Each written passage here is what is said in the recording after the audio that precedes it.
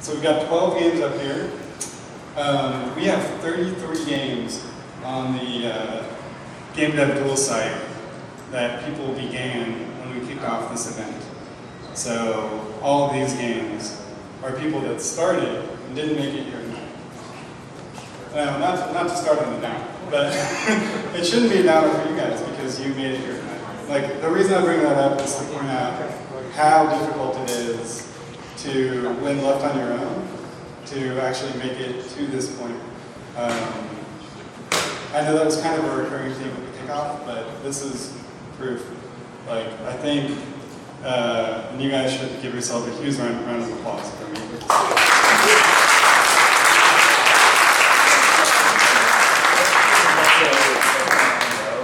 So, the most important part of that is like getting this far, being here, being willing to put your heart in, and your actual like hard work is what it takes to be an indie developer. Or even if you want to be a AAA developer to get hired in one of those places, you have to be some of the best and have some of the highest levels of grit. And getting this far, that's what it took. It took grit. So you guys should be super proud of yourselves. Cool. So that was my first point. Second point, how many people participated in Slack? Okay, that's cool. That's like most or half of you. So that Slack channel I mentioned at the beginning, but it goes on year-round, and it's available to all local game dev co-op members generally. So we give everyone access to the event. If you don't sign up for sign up for the co-op by like next Monday, the 7th, then your account's gonna get cut off if we notice that that you're not a member. So if you want to stay on there and you want to support the community, you should join. We're not really doing that to be mean or anything. It's just to make sure that people who are paying members have some sort of a benefit. Let me reconnect real quick.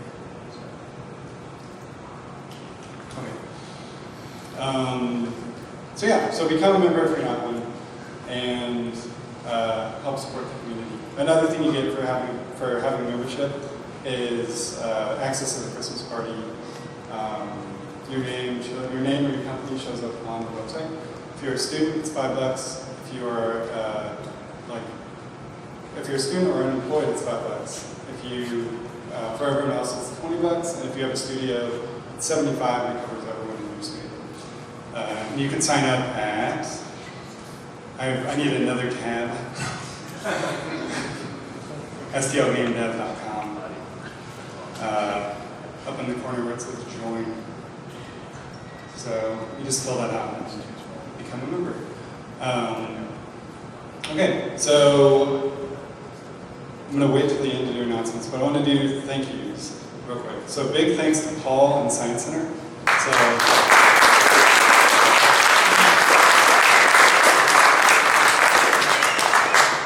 So that was, having it here shows their commitment to our community and to just game developers in general. And I think it's awesome that they did that. Also thank you to Riot, to Graphite Lab, and to Orbit for hosting our check-in meetings. So give them a big round of applause.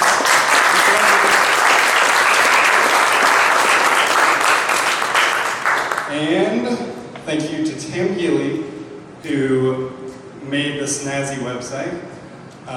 The website, if you're more interested in more information, since you might be a developer, the website was done, so the website is not actually, okay, the website is hosted, the source code for the website is hosted on Tim Healy's GitHub. If you want to see how we did it, you can go to Tim Healy's GitHub, which is, you can find it. It actually has a link, like right here. Oh no, it's not on here. Shoot. So Tim Healy's GitHub has the source code. We had it hooked up through continuous integration, so every time we made a change, like every time someone got an achievement, I would fill out the achievement thing right here. So there's, I guess you guys are still Team TBA, but we would put the achievement numbers in here inside, and then all the achievements were listed here. So it was all done, that's not the right page. So it was all done using code and just automatically populated everything on the site. So you can look at the site and see how that was done if you want more information. If you knew about this, you also could have checked all the achievements up front and kind of cheat. So that's why I didn't tell them. Yeah, and then it just went, it posted to a GitHub account on my site, which then automatically published itself also through automation. So if you're interested in that kind of thing, talk to me or talk to Tim sometime. Or just check out the code on the websites. Yeah, so thanks to Tim for making the website. Woo, Tim!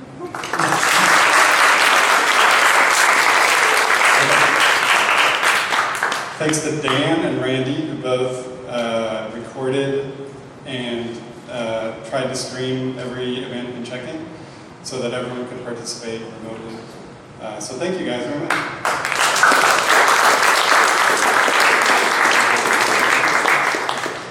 Also, thank you to Butterscotch Shenanigans and to Graphite Lab for providing some awards for the winner of the most achievements. So whoever got the most achievements will be winning, even though I said this wasn't a competition. I also kind of implied it was a lie. So yeah, it was sort of a competition, but I didn't want to make the award be anything too big so that people felt really left out, but I wanted to make it be something that really embraced our community and what people would appreciate. So I have Steam keys, 4 of them, for Crashlands and Hiram. So if you might have won, then you will get these. So now let's, so yeah, big ups to them for providing the award.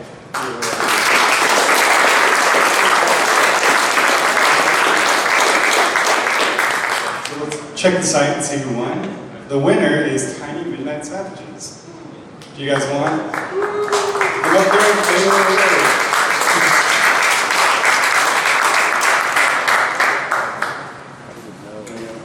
So distribute those amongst yourselves.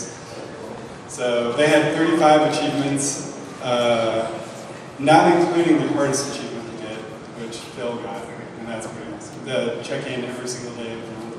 So, but yeah, they are the big winners tonight. But everyone here is a winner. So the last person I'd like to thank is you guys for spending your money learning how to make games, actually creating something, and then being willing to come and show it off in front of everyone. So thank you guys very much.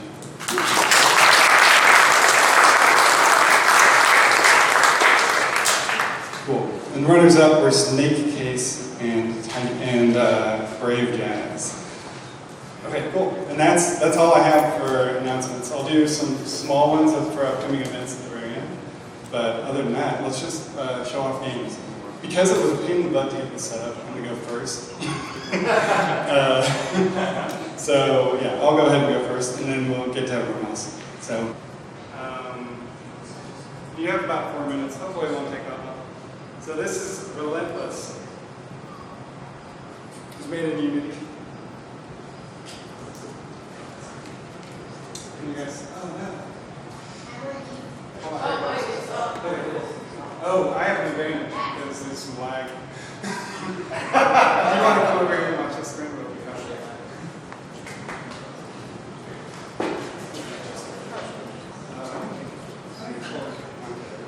Okay, ready?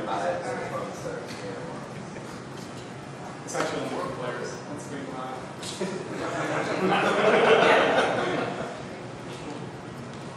So you move around with this. You shoot with X. You throw a grenade. And you can give a special bullet that is stronger attack. With your Y.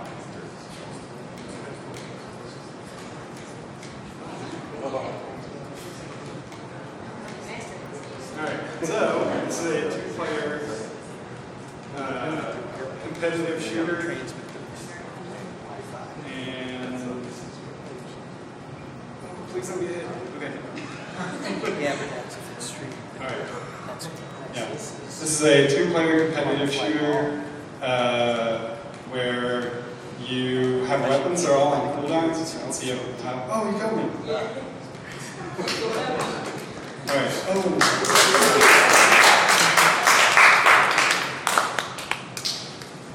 Yeah, you can grab on the walls and then jump off of them.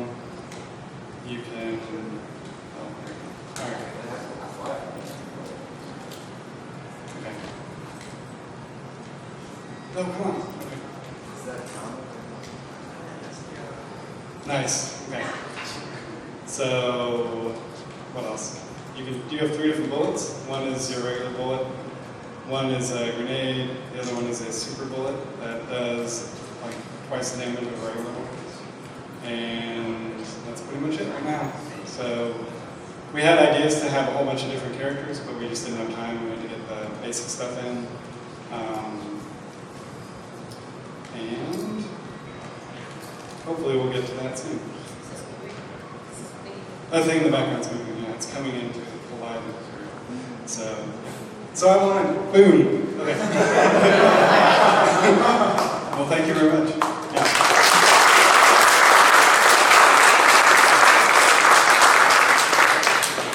Cool. And on the team was me as a developer using Unity, and Scott Petrovic, who is back there. I didn't know you were here. I was going to have you play. Yes. All right. Yeah. Who did all the art and stuff. So cool. All right, so we made our game in PIdG Maker VX Ace, and it started out as this kind of bright, happy exploration game, but then as we were designing it, it just got darker and darker as time went on. So our video is exactly 4 minutes, so we'll let that speak for itself.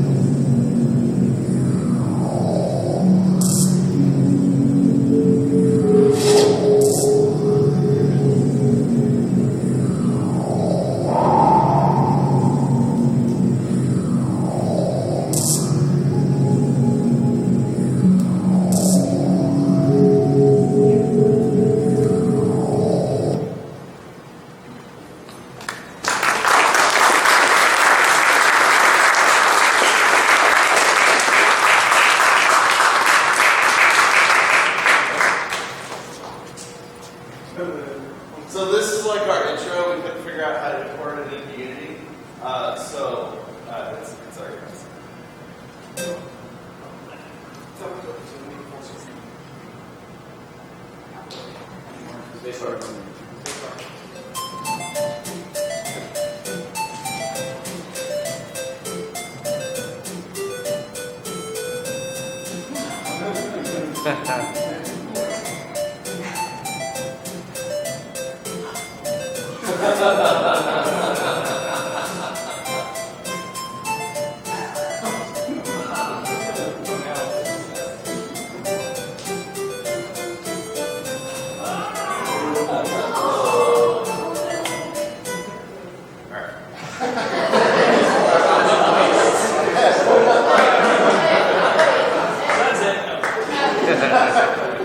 So we had issues getting Unity and import videos, so that's why it's coming from YouTube video.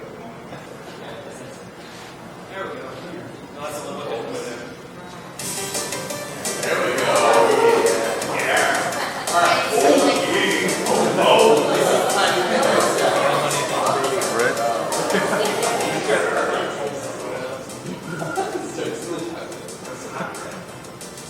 So there's a day-night cycle, and during the day you're in this little baby, and you just have your security blanket.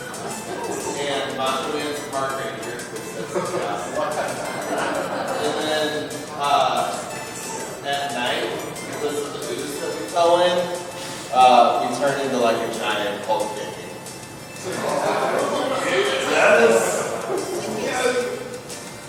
And the health packs are sippy cups. Because that makes sense.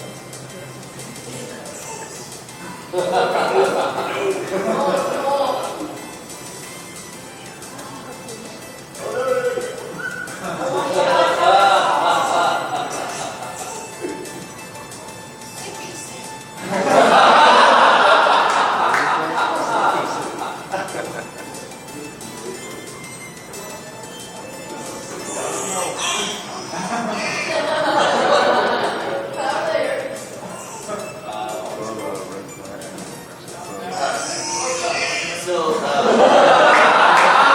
we're going to try to make it to some of our other bosses. So that's a wolf.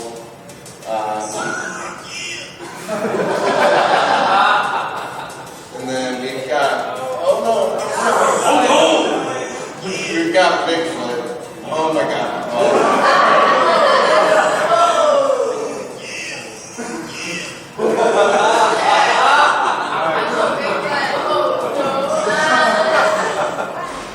So that's Bigfoot.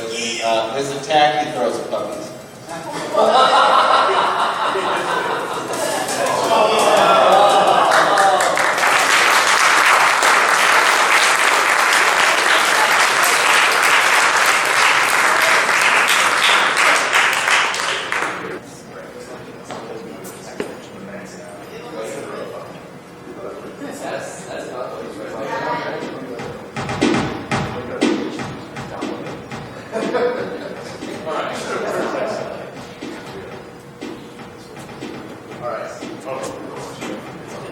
Hello.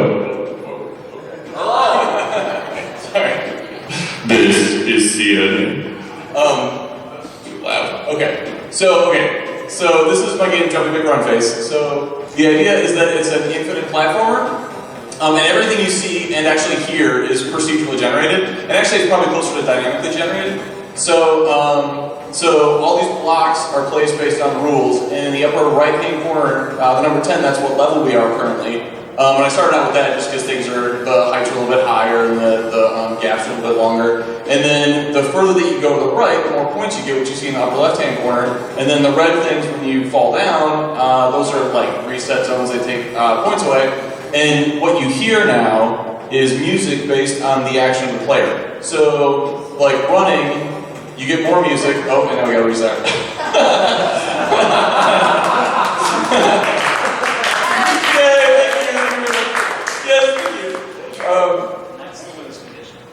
We'll do this really quick. Oh, sorry. Thank you, Andy. Thank you. You want to play? So there's currently 3 like loops that play. When you're running, you get 2. When you're sitting still, you get 1. When you jump, you get another one. The idea is just to build on there. And then the background There's like 200 levels of blocks that get built, and the further you go, the more of them there are, so this looks a little bit cooler. That's about it. The idea is that the longer that you play, the more complex the levels get. So there's like lots of different types of puzzles and things to do, and then coins. Right now, I don't really do a whole lot, but the idea is that collecting coins will allow you to buy things, so skins and all that kind of good stuff, and all sorts of fun stuff.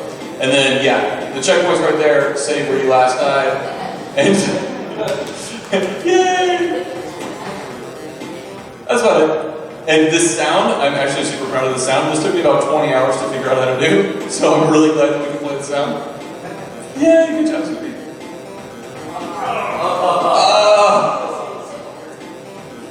Oh, there you go. Oh,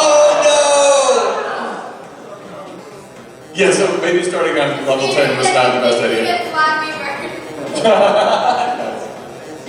Why did you do this? Because I'm a masochist, that's why.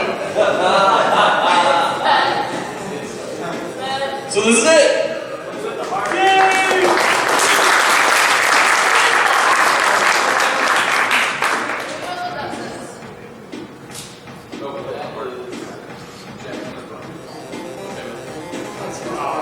It's pretty good. I'm done.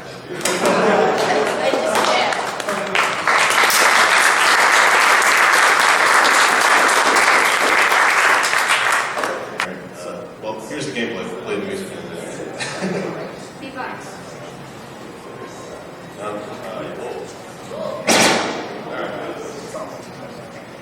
Alright, so it's two-player, and the point is you play these little ships, and you can fire these. Okay, you can fire these primary guns at these things down here, and then drop bombs on yourself, and they're firing back at you.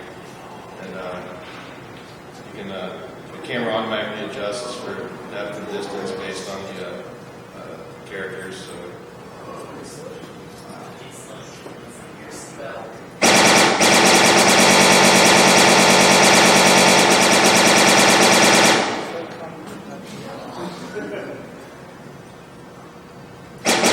That's a little better on the ear. Yeah, I'm using the Mad Catz controller. I can't aim right. So. It did work great with the 360 controller, but it wouldn't work right on the laptop for some reason. And then for some reason in the final build, the explosions didn't carry over. So it's very buggy, but that's what we got done. So.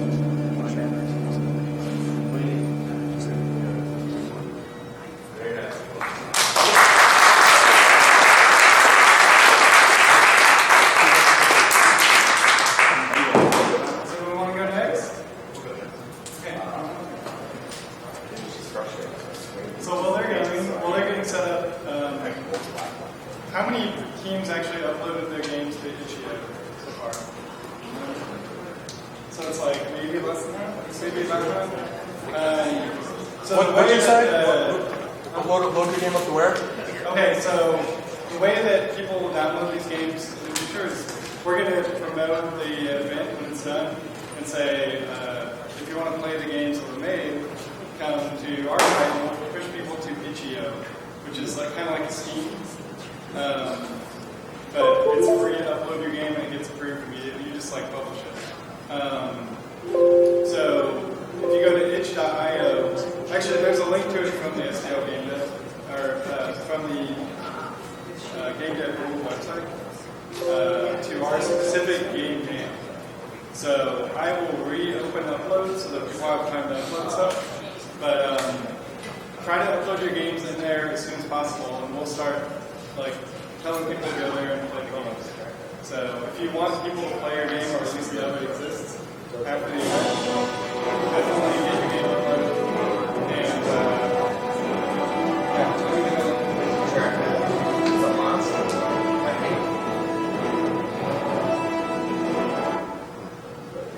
Trying to get the resolution down.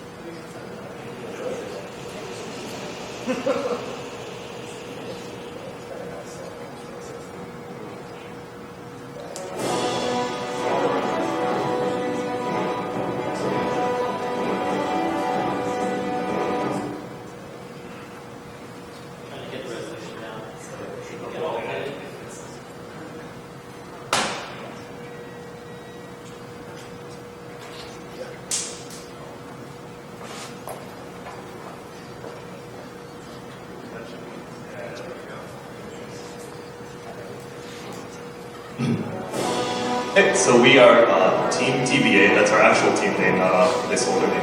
And we made a game called Our Voyage. 4 of our team members are here right now. I did the music and some programming. It's Brett, worked on programming. We all sort of worked on the game design. Jeff did a lot of the programming, Benny did all of the art. And we have 2 other collaborators who don't live in the state who helped us with a lot of our writing. And then some voice actors.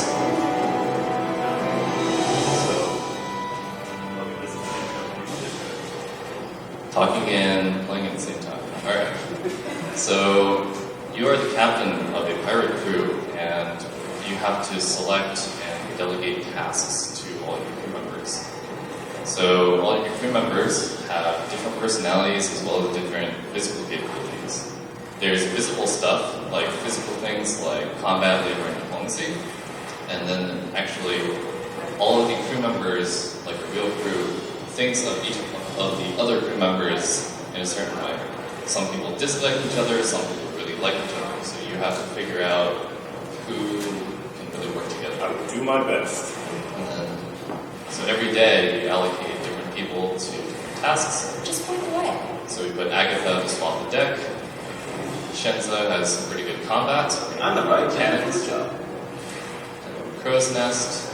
I'm going to move Franco because he has This is, that's one. great personality. Right. Alright. Since we have everyone set up and dispatch our crew. And then this is the day scene where time is actually passing. We, in a fuller version, would like to have lots of sequels and other effects happening here, but this is happening in real time. And if we're lucky, we have an event that happens today that we totally didn't expect, or we don't. So in this case, we pass through the event, and at the end of the day, you have to allocate your rations. So you can see everyone has different fatigue levels. So Agatha, who swallowed the deck, is really tired. I see, Franco, who's up in the crow's nest, basically sat there doing nothing all day, so he's not very tired. So you feed them rations, and you have to manage your food.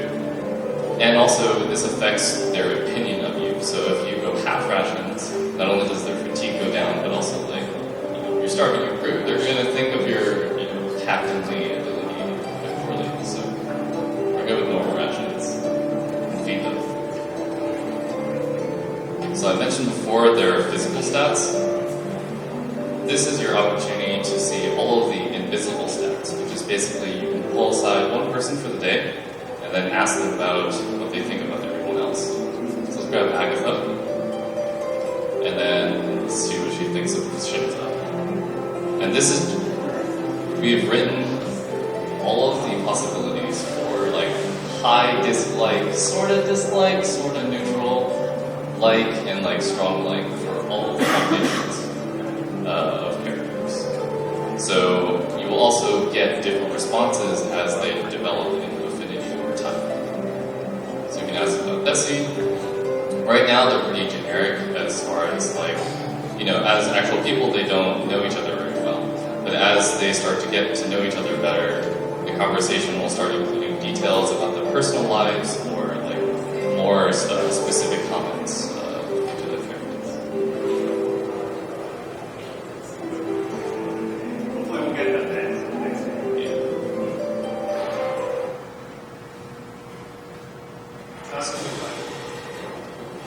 So, who should be on? Who should we put to cook today? Alright. Trust. Who looks like a good person? Lorena, was it? Yes. Oh, sure. It's done. Who's going on cannons? Joseph. Who's swapping the deck? Man, no one likes David. Alright, who gets to be in the crow's nest today? I hear it, Essie. Alright, Essie is best. Alright. So hopefully today we'll actually get it.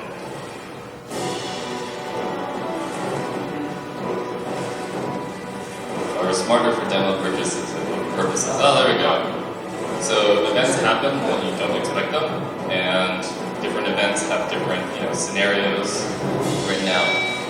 So this is interesting. You need to select two people to go together. So you need to know who are in good relation with each other, as well as probably going to be good at the task at hand. So, as an example, Agatha has pretty high combat, but she's might not be that good for fixing a ship. Joseph has pretty low skills, but he works very well with lots of other people. So.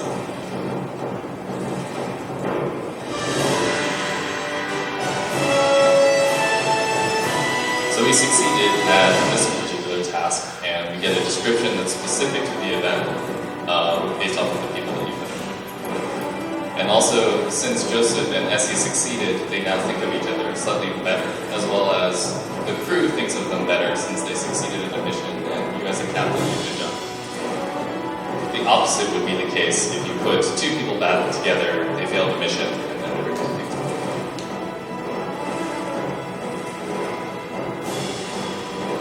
Then the rest of the day should end, and you return to the mess hall.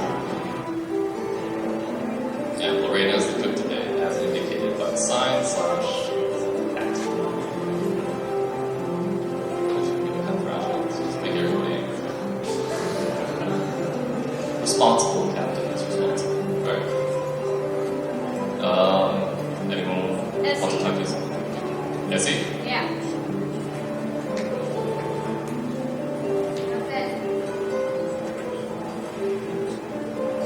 Essie's kind of a stoic character. He doesn't really say a lot, so we really got to get him up to you before we really go through it. Also, they probably don't want you to sleep right now. Oh yeah, I did just start the picture. Yeah, that's true.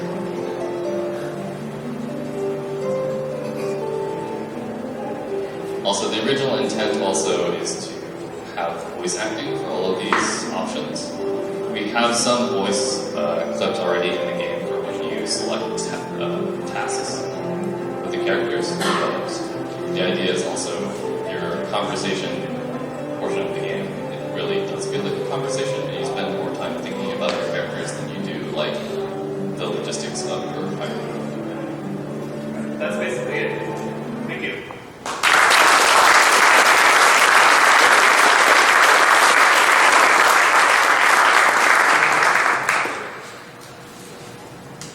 Alright, who's up next?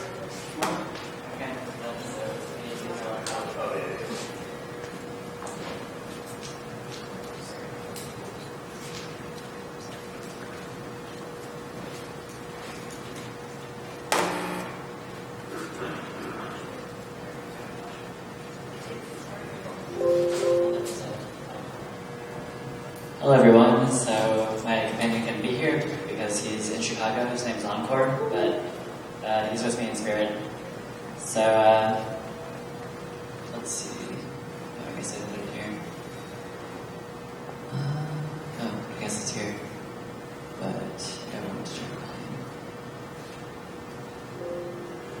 So I was pretty much absent for like more than half of the month, so I couldn't really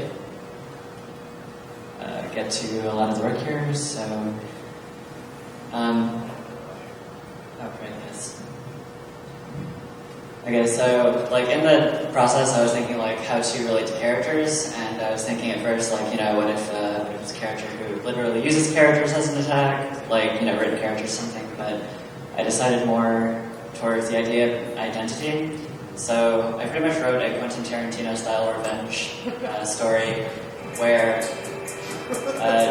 oh, also this is cheating. I didn't technically make this for the game jam, but this is something I made in my spare time that probably would fit the style more. So pretty much like you're in an uprising towards the status quo at the time, like essentially a rebel force, and you were injured, and as a result you died.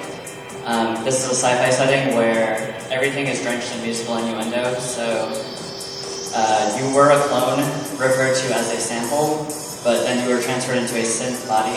Both of them are, you know, musical references, and even the title here, Mothership Disconnection, is based on a Parliament track from, I think, the 70s, Mothership Connection.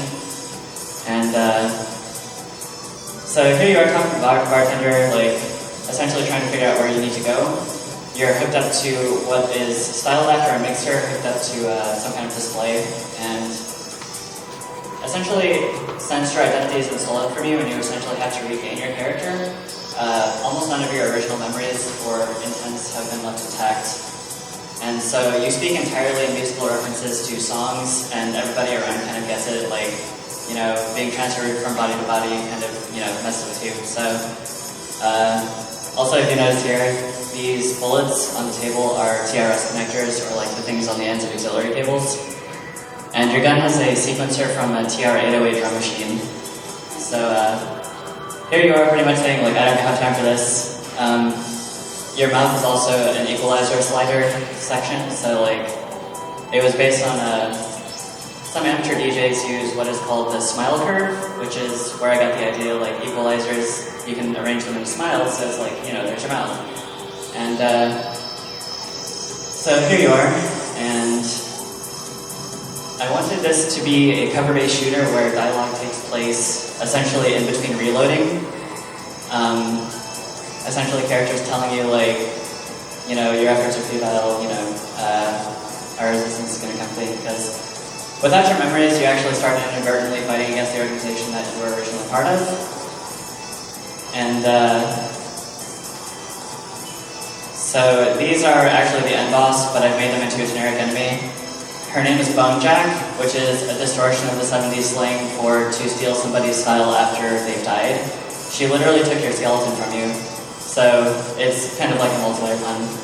And it's supposed to be like a cover-based shooter, so here I am with my gun. Let's see. But obviously everything's ready and finished.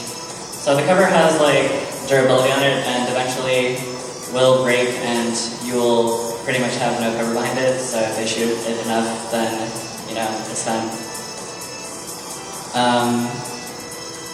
Yeah, so I tried to pretty much drench this in as much musical innuendo as I could, and the story essentially ends with the theming that fighting the past is essentially futile, like the present is built on the corpses of the past but never buried too deep, essentially that kind of thing. And so I tried to take from a great many influences, like if you ever play Transistor, everything is drenched in like the innuendo based around computing. So, you know, your weapon is a transistor, you're essentially like a memory big city. And I kind of try to do that here, like the planet you're stationed in is called Discotheque, after, you know, the place you dance in. And your gun fires at 120 volts per minute. So, you know, just stuff like that. But yeah, this all turns out to be a Machiavellian scheme by Bone Jack in order to essentially get you to fight against strong organization so that you gain the means on the way to destroy the organization you were originally fighting against. And so that's pretty much the plot summary. And yeah, that's my game. Like, most of it went into writing and the art assets. I have like 100 frames of animation that took me way too long. Like, but and most of them aren't even here because like this is a jogging animation, but I also had one for walking and sprinting. Yeah, that's pretty much it.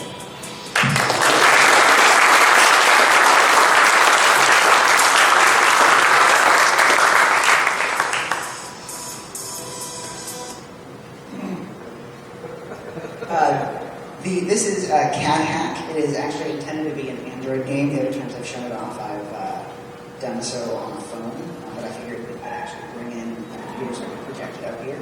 Hopefully it loads because I have not had much practice with the PC version of this. I'll just go and tell you a little bit about it while it's loading, and I may have to adjust the aspect ratio here. Cat Hack is a dungeon crawler, or I like to call it dungeon crawler, because everything in Cat Hack is a cat pun. There we go. There we go.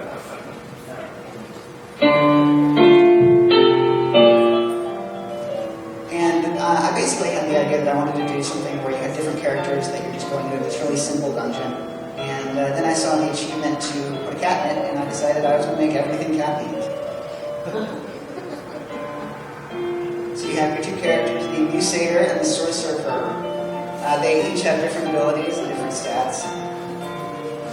And they can choose from a different deity that they worship and altar that will show up in the dungeon, which is Yarn Ball and Canoe Opener.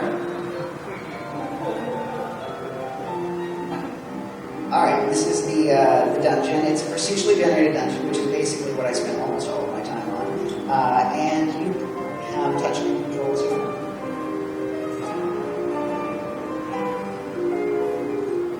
First enemy, it's a ladybug.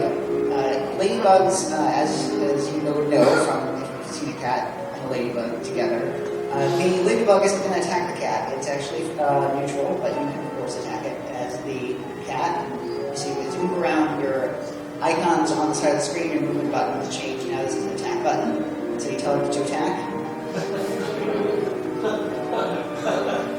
Now that you angered the ladybug, it will actually chase you around. Attack you, continuing to attack you. So once you commit to a fight, you pretty much have to finish it. You see his ability, the Crusader's ability is a little shield. When you hit that, little shield appears above his head, his defense goes up by 2. That lasts for 2 turns. He's on a cooldown of 4 turns. So pretty much 4 turns of movement. So if you move around, you will lose 1 cooldown of movement, but if you're attacking, you don't. So let's see, am I going to actually kill this thing? I hope so. This is the first enemy of the game. There we go. And so when you kill him, the ladder to the next area goes down. But first, let's investigate the fountain. Alright, that fully restores health points. It's a random what the fountain will do. Sometimes it will restore your health points. Sometimes it will restore your cooldown, which doesn't go down when there's no enemy on the screen. And sometimes it will actually extend your cooldowns. So you don't want to do that. There's a risk that it will actually be bad for you. And as you go down, you basically do a good fight. Ladybugs right now. You're now level 2, your attack's gone up. This is going to make ladybugs really easy.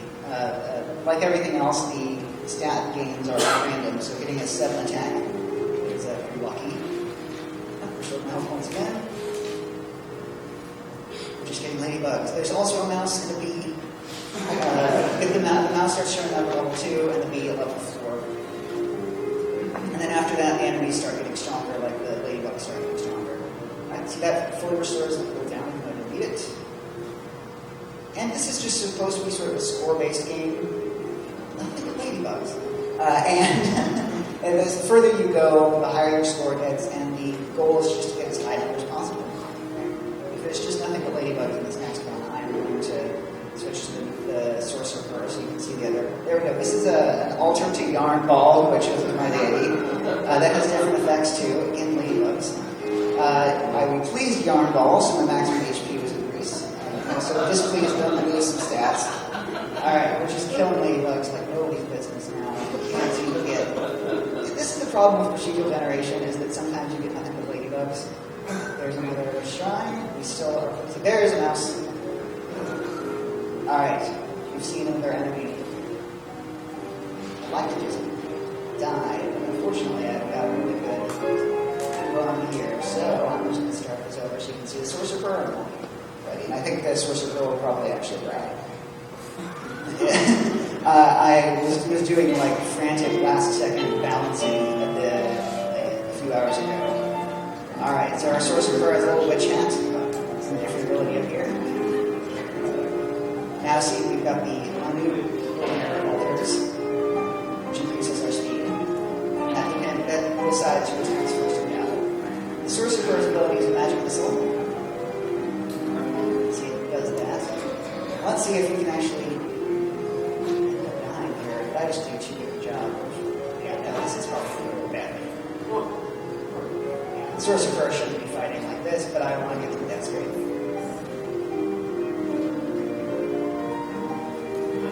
Again, there we go. And then I've got a selection of very meaningful quotes that pop up for each chat. In the spirit of modern warfare. Alright, that's Kaka.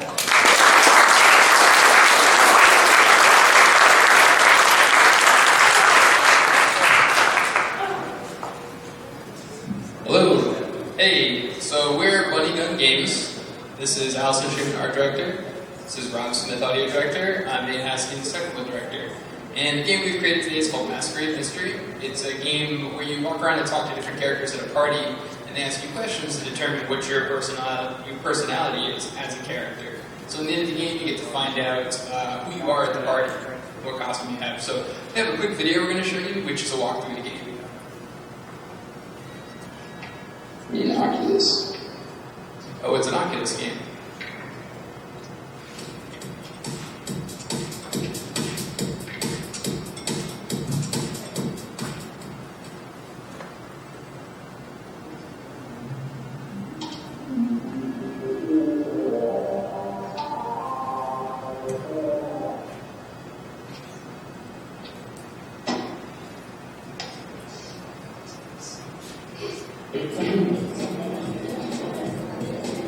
This is DJ Maestro Chief, letting you all know that the costume contest will begin very soon. Oh, we didn't make the subtitles. I'm not sure why this is subtitled, but we'll go with it. Oh, I'm on the red team. We're gonna be rivals. Haha, get ready. I'm gonna take the junior. You got nothing on my Jigglypuff.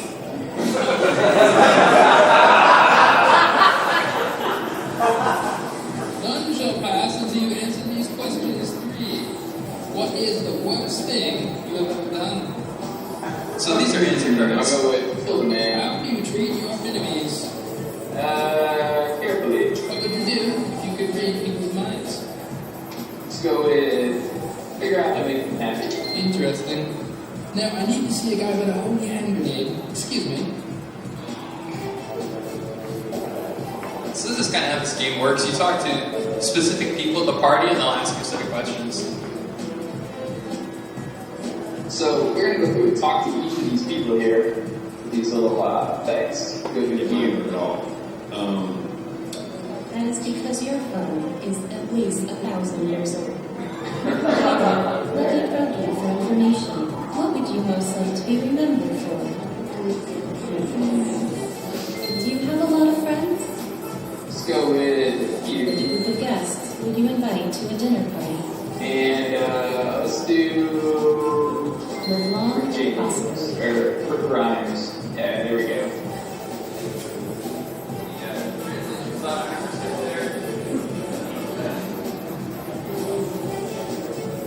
We're just zooming right through you.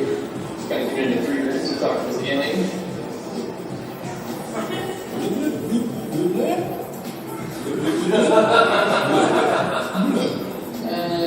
Go female.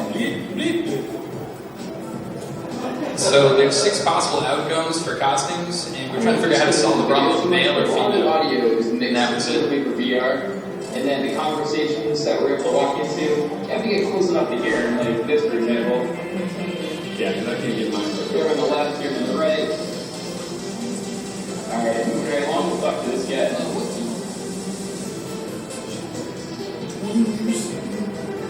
Act like a man of thought, think like a man of action, and answer these 3 questions. Which Harry Potter spell did you find most useful? Those are their own options. Alright, gonna go with the Death Star. Which would you be? Let's do from what we grabbed. Others, there's one.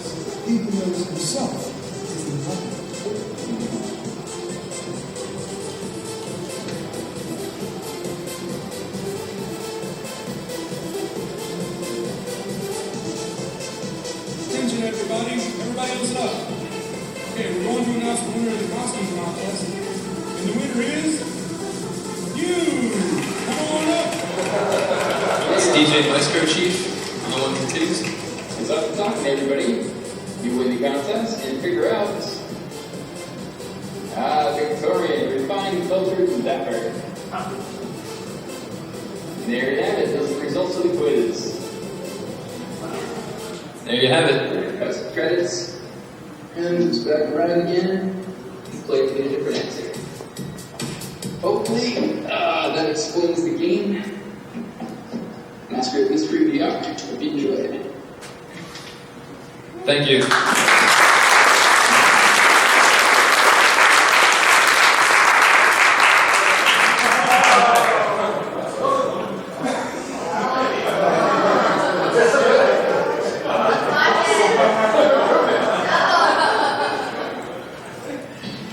Hey, it's Lauren from Tested.com. Yeah, it wasn't cooperating. So this is our game. We are Project Angry Swan, and we really thought about this idea of character, and we really wanted to think about how can you make a game that involves characters. So what we have is we have our character PIdG, and you can see PIdG is happily interacting with a duck. And we really thought about like what are different ways that like our character could interact with different things. And we tried to think of a really despicable character. PIdG is not like ideal. I know when I first started this project, like my Unity file was Project Stitch. I really thought about Lilo and Stitch in terms of like how I'm going to like do the AI on this thing. So PIdG is very much like that. Very unlikable, but oddly endearing. So let's hit spacebar.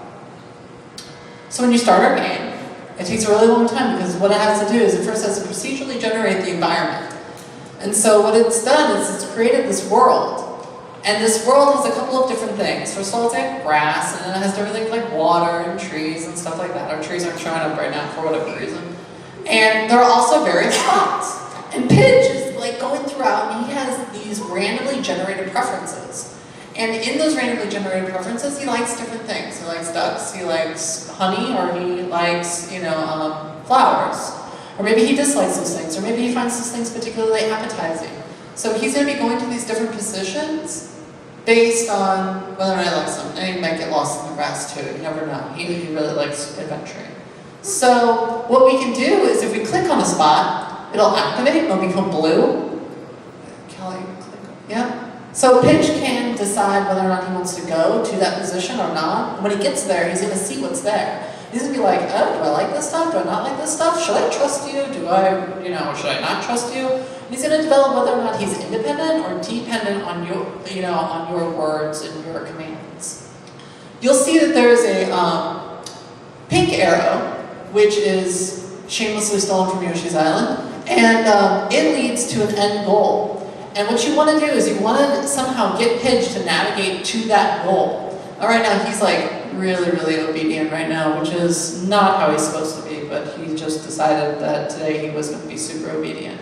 But usually he's very fussy. But if you get to that goal, you do get a win command, and that's the game. And so throughout this, PIdG is developing his preferences, his likes and dislikes, as you're getting him to different positions. And notice that there's 2 different objects per spot. One of like if you go to an object and there's something there that PIdG likes, but PIdG is like hungry, he might like eat it, and maybe he's in a good mood when he's eating something, and then he starts associating those things and reinforcing it. It's based a lot on learning and so on and so forth. I would love to play the procedurally generated world was developed by Kelly, who did a really, really phenomenal job with it, and it like really makes like a really cool, compelling like environment. And also the music, which unfortunately is not able to be played, Kelly also developed. Now you'll notice our animations are really cool too, and that was done by Anna. And while not all the animations are in there, you'll see that some of them are going right now. I do want to make sure that before we like leave, we show you some of the other ones that she developed. So if we can pause this. Because it does take a little while to get to the end result, so we're not going to be able to show you that. Pause that. Here's a video of all the different animations.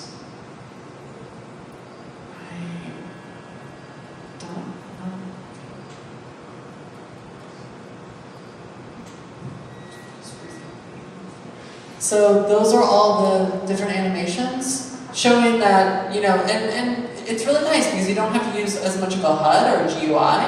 You can use more of the character to communicate different elements of how the character is feeling and what the character is learning.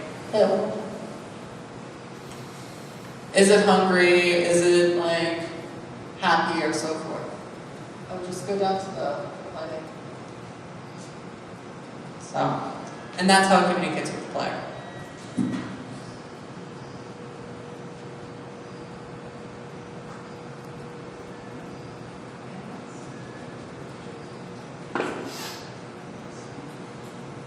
Thank you all so much.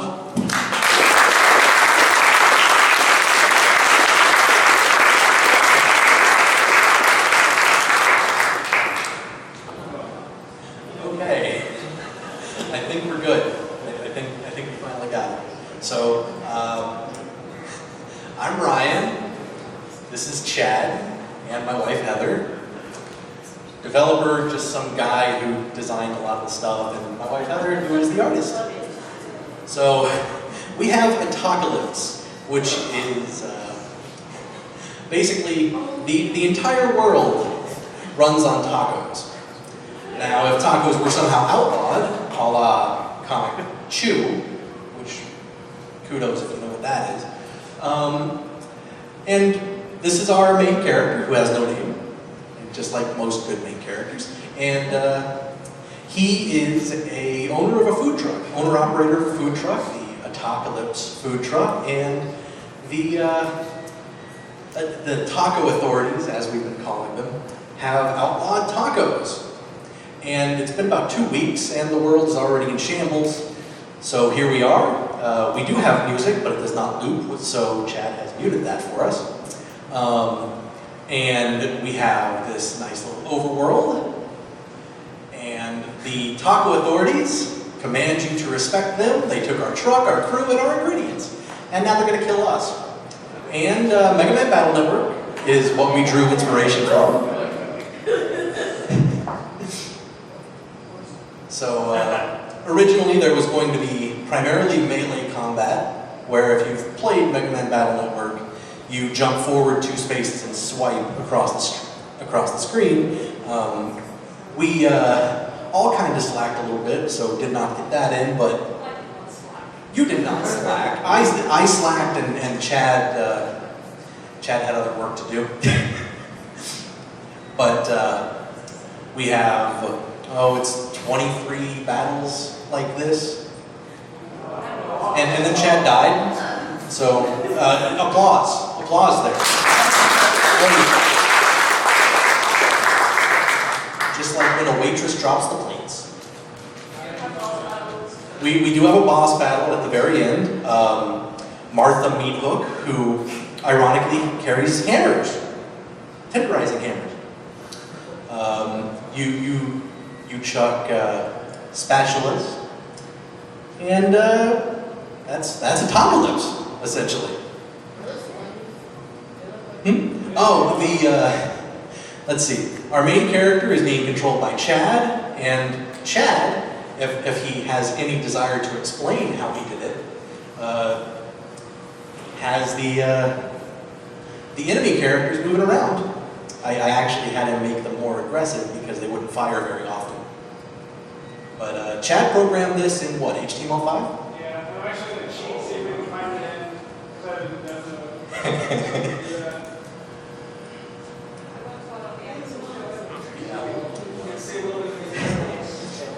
You can see a little bit of the code and all sorts of different things. This is why Chad is driving and not me, because Chad actually did this. Poor unfortunate souls.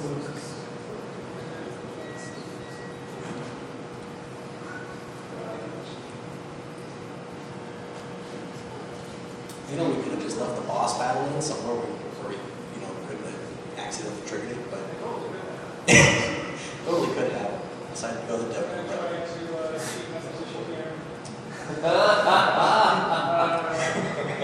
But I did not practice this, so I'm not really sure what I'm this. Has to remember the numbers.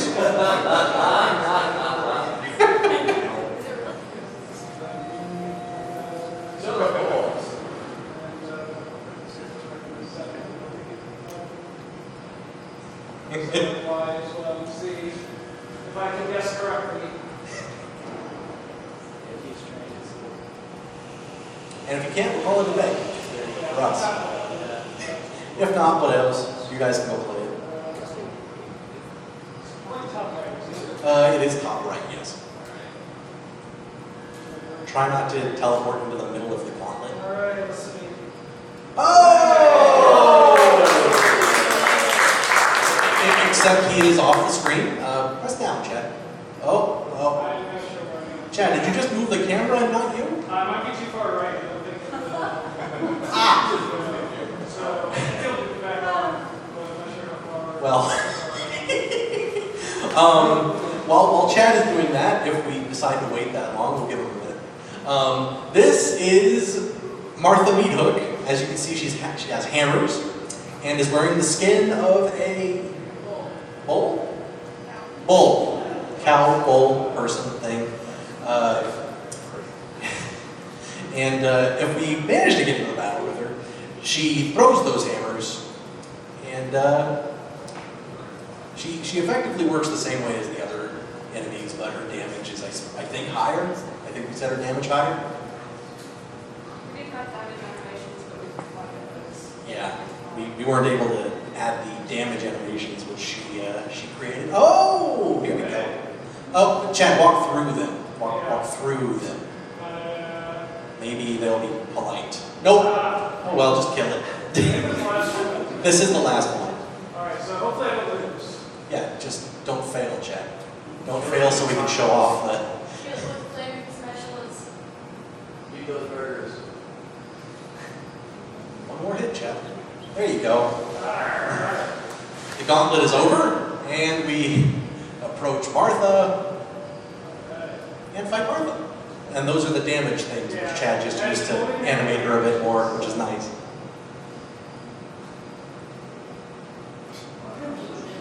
Writing country drawl is difficult. And Martha is being very passive right now, so that's... Oh well. So sometimes you get really lucky. The entire thing is based on random numbers, just like Mega. Alright, so that's the positive.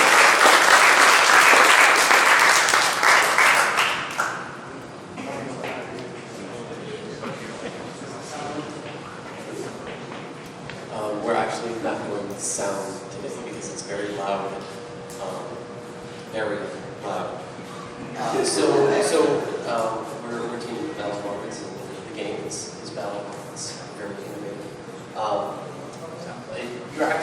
Your bard will go around on the one map, which is beautifully generated by Madeline here.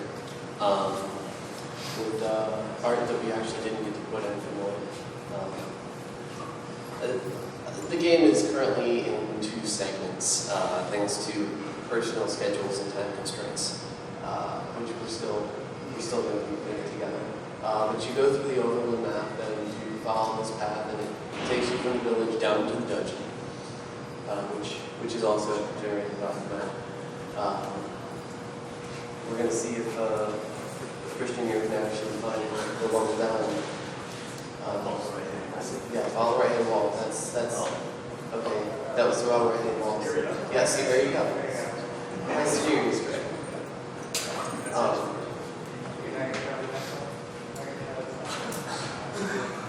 So the concept is you go through, and each floor you fight a boss, another bard with his knight.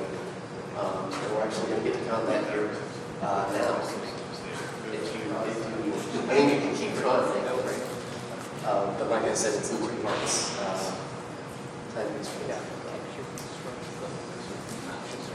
And this is the battle segment. Put together the Christian. So we have our Knight Bard over on the right-hand side, and our slime is over on the left. As the bars come towards you, based on a set beats per minute, you actually hit the notes in a pattern and sequence that you have memorized. We also have one of the sequences that actually puts out suggestions and helps you and throws gems at you just as it would like a target or a rocket. And so as you go through, as you see he's bludgeoning that slime to death, what it is you're the bard, you're playing music to inspire your knight to do well in battle. And you didn't take any damage.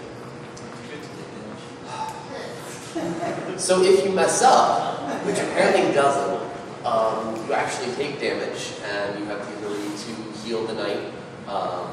You are incorporating different elements, so different monsters have different elemental strengths and weaknesses, and you go through.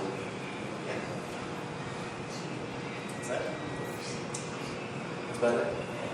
Anything to suggest for yourself?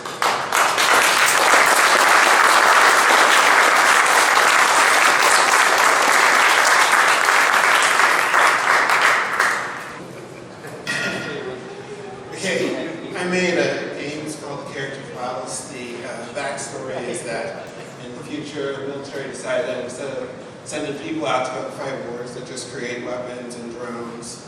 And at the base, they discovered that there was something wrong. There was some major virus. So you're supposed to be this character, this pilot. You're supposed to go into these top secret areas. You're supposed to get these pretty much character files.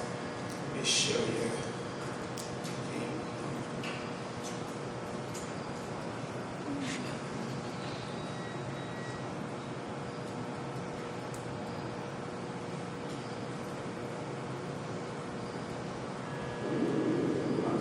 Yeah, so you pilot this ship here. At first, it's like everything's working well. The cannons aren't going off or anything. You can turn directions here, or you can just go from side to side there. Okay, and then all of a sudden the drones start activating.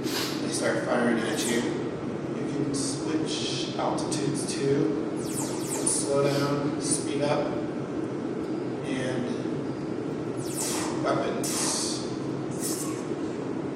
But yeah, first goal is to destroy. I'm not sure I can talk and play here.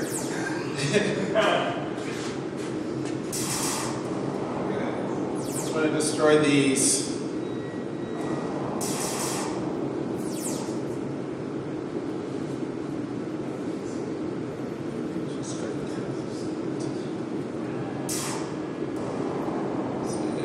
Of them around here. These two of this section here.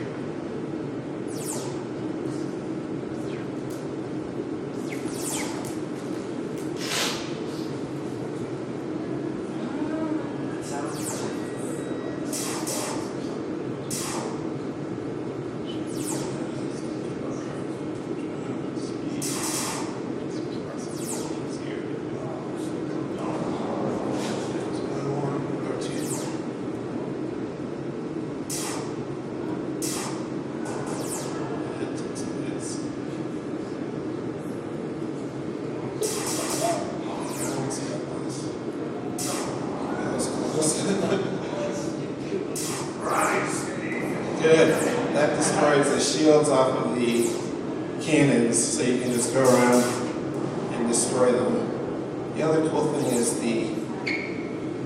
I've got a pause menu here, where you've got the mission details here. You click on the command list, it gives you all the commands. And that's pretty much my game in a nutshell.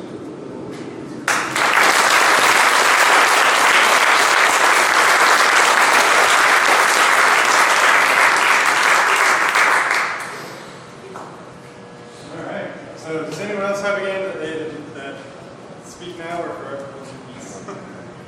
No? Okay. Cool. Well, thank you guys very much. What did you guys think of the games? Did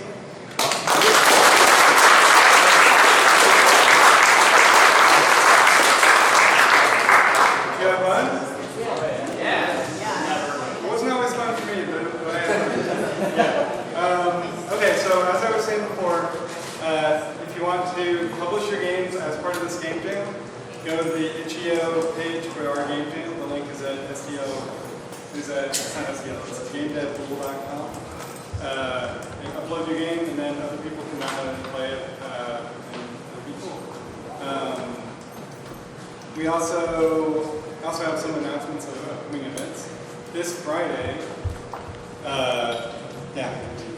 this Friday at the Science Center, they're doing one of the first Fridays, and it's the Journey to Middle-earth. So if you're into Lord of the Rings and The Hobbit, you should definitely check that out. So we had a request on Slack to have one of our events where we give feedback and see each other's games in an extended format, like we've done in the past. And I think since we had all the things leading up to it, we probably won't do that exactly. But what we're going to do instead is at the next First Friday, we're going to let teams. I will let people know in Slack how to request a slot essentially. But if you want to demo your game at the Science Center during the next First Friday on September 2nd, the theme is Star Trek. Yeah. Then keep working on it for the rest of the month. Sign up for a slot, and then you can be one of the. You can sit at a table with the other games and then demo it to the public. And then everyone who wants to come and have more time playing those can also come to the First Friday event and just hang out and talk to people directly who made the games. So definitely be on the lookout for more information there and try to make it out. You're going to kick everyone out of Slack, though. Say what? Yeah. You can, there's like 100 ways. You can email leadership at stlgamedev.com. Go to the STL Game Dev page and click on the contact info. Essentially any way, but come to an event anytime next month. Our next talk will be in the middle of September, and it's going to be about RPG Maker. So, which game used RPG Maker? So their game used RPG Maker, so we're going to do a talk if you want to learn how to use that a little bit better. Yeah, that should be fun. I don't have a date 100% pinned down, but I think it's going to be about the 17th. So yeah. Other announcements. Pixel Pop Fest is coming up. Pixel Pop Fest is a celebration of game development, game playing that that Carol, who's a big part of the game dev scene, puts on, and a lot of us will be speaking there. If you're interested in speaking there, if you have something to say, or if you want to demo a polished game that you're like planning on selling, then definitely sign up for a slot at Pixel Pop. The slots for demoing and speaking are filling up, and the signups close on August 12th, which is like, well, it's the 1st, so it's 12 days away. So yeah, you should definitely sign up if you think you have something interesting to say, and there's a ton of speakers, so there's a good chance you'll get picked. And finally, this was kind of a new format for game jams in St. Louis. Should we do this again next year? Yes. Yeah. Okay, cool. Yeah. If you want to do a game jam in the traditional format, the next one, there's a chance we might do one in like August, September. But the next one we have for sure on the schedule will be on January 20th to the 22nd, 2017. It's the Global Game Jam. It's always huge. Last year and the year before we had about 200, 250 people. And you stay there the whole weekend. Most or all of your meals will be provided. You get a free t-shirt. It's a huge event, and we have, and lots of people come out. It's really super fun. So yeah, definitely come to that in January, and then keep an eye out all the normal places for the other one if we do it in September. I guess the following one is September, in like October. So yeah, and that's all I've got. So I hope you had a good time, and let's give a final round of applause for everyone who made games